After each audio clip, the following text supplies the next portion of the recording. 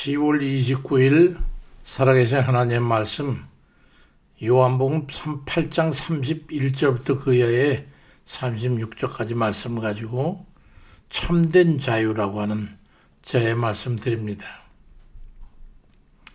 지금 이 나라에서 가장 불쌍한 사람이 누구라고 생각하십니까? 바로 가짜 대통령이라고 하는 그 사람이 아닐까. 엊그제부터 시위대 숫자가 점점 더 늘어나가지고 강남 거리를 갖다 구호를 외치면서 걸어가는 젊은 2030들의 시위를 보니까 수천, 아마 끝이 없는 거 보니까 한 수만 명 되는 것 같은데, 저들의 함성과 외침이 이 나라의 앞날을 예표하고 있는 게 아닐까, 그런 생각이 들었습니다. 근데 그 가짜 대통령이라고 하는 사람은 정말 대단한 사람이라는 생각을 해봅니다. 아무리 대통령이라고 해도 허구한 날 수백만 명, 심지어 어디 1,000만 명이 넘는다고 하는 그 국민이 규탄하고 있는데 어떻게 그렇게 아무렇지도 않게 그렇게 지낼 수 있을까? 참 보통 배짱, 보통 두꺼운 사람이 아니라고 생각합니다.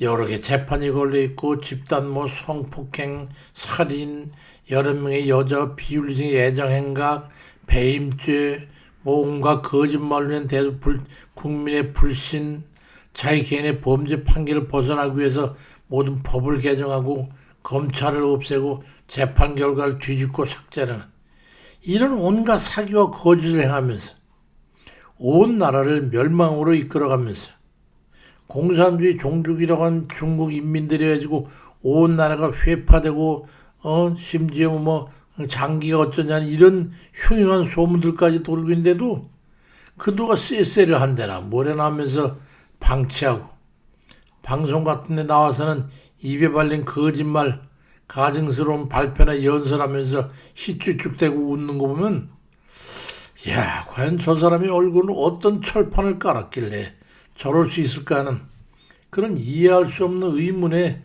사로잡히게 됩니다. 단 하루인들 마음의 평안과 자유함을 누리고 살까 하는 그런 생각을 해봅니다. 잠인들 편히 자겠으며 밥인들 한 숟가락이 목에 제대로 넘어갈 수 있겠습니까? 그런 그가 대통령 그 이상의 무엇이 됐다고 한들 무슨 안식이 있겠습니까? 그래서인데 저는 아무리 생각해도 소문과 온갖 밝혀진 건 모든 죄와 의구심이 다 허구가 아닌가 하는 그런 생각을 해봅니다.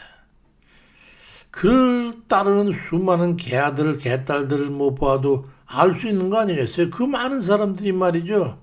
우리나라의 노인들 외에 중년 세대들, 그런 여전히 그를 5,000년 만에 나온 위대한 지도자라고 철석같이 믿고 있는 거 보면 그건 마약에 취하지 않고서는 있을 수 없는 일이 벌어지고 있는 거예요. 전 그래서 요즘 의심하는 건 믿어지질 않아요.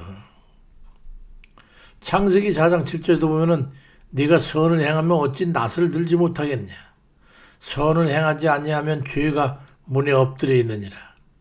죄가 너를 원하나 너는 죄를 다스릴지니라 말씀하고 있어. 만약 누군가가 죄에 굴복해서 실행하게 되면 그건 분명히 고통과 불행으로 이어지게 될 겁니다. 죄는 우리가 선을 행하지 않을 때에 우리를 지배하려고 하고 그 결과는 결코 평안과는 합치할 수 없는 그런 겁니다. 그러니 평안이 있을 수 없지요. 자유로움이 어디 있겠어요? 자유로운 삶을 살고 있습니까? 우리 모두가. 우리는 자유민주주의를 표방하고 있어요. 그렇다고 완전히 자유롭습니까? 하고 싶은 대로 하면서 살아서 행복하고 자유롭냐 말이죠. 살인하고 싶으면 살인하고 남의 것을 갖고 싶으면 갖고 욕망을 채우면서 살면 그게 만족이고 자유이겠냐 말이죠. 어림도 없는 말이죠. 인간은 그런 육신적인 욕구에 충족으로 자유로워지는 게 아니기 때문이에요. 인간을 불안하게 하고 부자유롭게 하고 두려움과 걱정, 의심으로 이끄는 것은 인간 내면의 죄의식이 그러하다는 것을 우리는 깨달아야 합니다. 인간이 욕망을 실현하고 또 하고 싶은 대로 마음대로 행하고 누리고 싶은 대로 다 누리고 산다고 그래가지고 행복하고 자유함을 느끼는 거? 그건 결코 아니에요. 그건 답이 아니란 말이죠. 죄가 인간을 불안하게 하는 근본적 원인이 된다는 이 주제는 철학자들과 심리학자들 사이에서 오랫동안 탐구되어 온 아주 중요한 문제입니다. 특히 덴마크의 철학자이던 신학자인 쉐렌 키엘케고는 그의 저서 불안의 개념이라고 하는 것 중에서 불안을 죄로 나아가는 인간 존재의 본질적인 요소로 보았어요. 키엘케고에 의하면 인간은 아직 죄를 짓지 않은 상태에서조차 죄를 선택할지 모른다는 그런 가능성부터 두려움, 다시 말해서 불안을 느끼게 된다고 그 역설을 하고 있어요. 그러니까 인간은 근본적으로 죄에 대해서 취약하고 또 그에 대한 두려움 때문에 늘 전전긍긍해서 자유롭지 못하다는 그 영혼과 정신과 생각이 그렇다는 거예요. 이러한 불안 속에서 인간은 유혹에 빠져 죄를 짓게 되고 한번 죄를 짓게 되면 또 그 죄는 또 모든 다른 죄를 낳는 악순환으로 이어지면서 인간은 더욱 깊은 불안과 절망에 빠지게 된다는 그런 말을 했습니다. 그러니까 인간은 죄가 상존하는 이 세상에서는 죄에 대한 확실한 해결점을 찾지 못하는 한 결코 자유로울 수가 없는 것이지요. 우리 주님께서 그런 우리에게 참 자유를 주셨어요. 인간은 죄책에서 두려움에서 벗어나지 못하면 아무리 욕망을 채우고 마음 내키는 대로 누리고 산다 해도 결코 자유로울 수가 없습니다. 근데 우리 주님께서 요한복음 8장 36절에서 그러므로 아들이 너희를 자유롭게 하면 너희가 참으로 자유로우리라고 말씀하고 있습니다. 우리 주님이 자유 주시는 그 자유는 어떤 걸까요? 죄와 벌에서 벗어나지 못하면 인간은 결코 행복하거나 자유롭거나 하지 않습니다. 죄의 본질이고 원천인 사단의 종이기 때문이에요. 그러니까 사단이 느끼는 불안과 두려움과 위기감 이런 것을 같이 느끼는 거예요.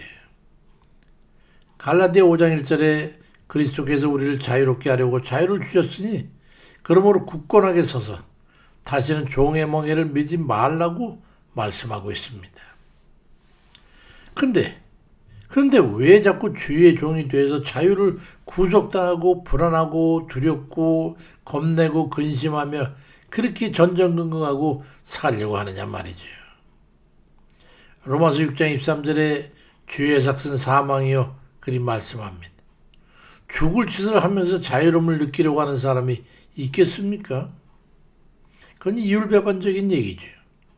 삼천갑자 동방사이가 죄를 짓고 3,000년을 도망다니다가 결국 저승사자에게 잔꾀에 의하여 사로잡힌 것처럼 우리 또한 아무리 3,000년 아니라 그 이상을 산다 해도 결국은 그 죄를 해결하지 못하는 한 자유롭지 못하고 결국 사망에 사로잡히는 거예요.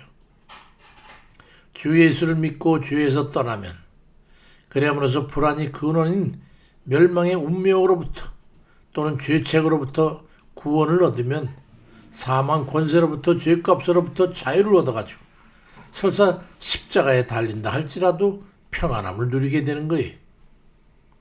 참 자유는 죄의 결과인 멸망으로부터 자유로워야 진정한 자유와 평안을 얻게 되는 겁니다. 진정한 자유는 영혼의 자유로부터 시작되는 겁니다. 죄값으로 인한 형벌의 두려움으로부터 채워지지 않는 욕망으로부터 우리는 자유를 누리는 그런 진정한 행복자들이 다 되시길 주의 이름으로 축원드립니다. 우리 모두가 그리하게 주옵소서. 아멘입니다.